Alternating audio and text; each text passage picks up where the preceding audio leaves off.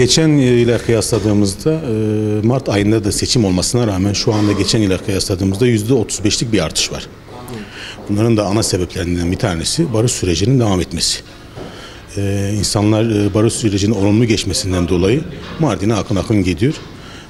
Tabii ki Mardin'i de bir anlamda da tanıtmış da olduk. Son 6 ay içerisinde 4 ile Avrupa'ya da en son Almanya'da da standlarımız açıldı.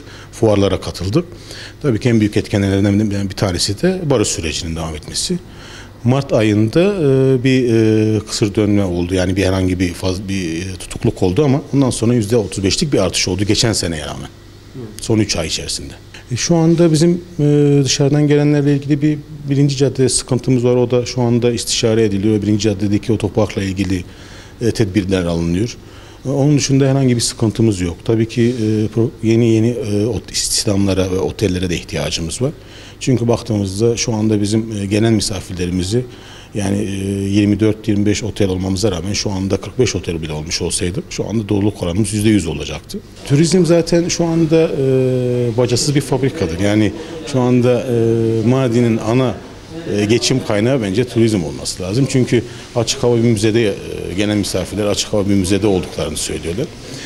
Bununla ilgili yukarıda bulunan betonarme binaları ve kaleyi de insanlarımıza açarsa ciddi bir patlama olacak. Ama ben bunu iddia ediyorum. Bu sene Mardin'in turizm açısından en büyük artış bu sene oldu. İnanç turizminde ilk defa Mardin'de bir inanç turizminde bir otel kuruldu.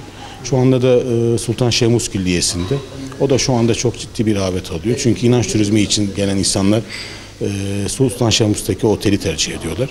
Hem kültür ve hem inanç turizmi bir araya geldiğinde tabii ki bütün otellerimizde de yoğunluk olacaktır. Şu anda biz turizmde potansiyeli yükseltip ve tanıtımı çoğaltıp tamamıyla dünyaya açılmak istiyoruz.